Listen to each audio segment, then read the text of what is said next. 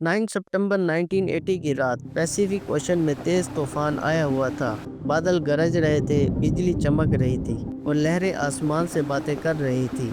MV डर्बिशर इन्हीं मौजों में एक बहुत बड़ा कार्गो शिप सफर पर निकला हुआ था।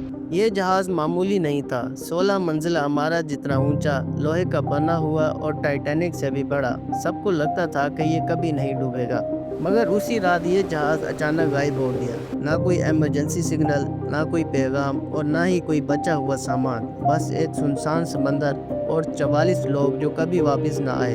हुकूमत की तरफ से सिर्फ एक लाइन कही गई, जहाज तूफान में डूब गया, वजह ना मालूम है। लेकिन सवाल ये है कि इतना बड़ा जहाज बगैर किसी वार्निंग के कैसे डूब गया। ये सवाल उठाया पीटर रेड यार्ड ने, जिनका बेटा भी इसी जहाज पर था। उन्होंने इंतजार नहीं किया, खुद ही तहकीक शुरू कर दी। उन्होंने पुराने नक्शे, जहाज के डिजाइन और रिपोर्टें खंगाली और पता चला कि एमवी डर्बिशर में कई खामियां थीं। कमजोर दरवाजे, खराब वेल्डिंग और जंग आलूदा स्टील। यानी ये जहाज एक टाइम बॉम्ब था जो तूफान का मुंतजिर था। जब तूफान आया तो सबसे पहले शिप का दरवाजा टूटा, पानी अंदर घुसा, इंजन रूम भर गया और चंद ही मिनटों में कंटेनर समंदर में गिरने लगे। आखिरकार पूरा जहाज टुकड़ों में बिखर गया और समंदर की गहराइयों में दफन हो गया। पीटर ने जब ये बात मुतलका इदारों को बताई तो उन्होंने रिपोर्ट को नज़रअंदाज कर दिया, क्योंकि अगर ये सच मान लिया जाता तो दुनिया की कई और शिपिंग कंपनियों पर सवाल उठते। लेकिन पीटर और बाकी मुतासरा खानदान खामोश नहीं बैठे।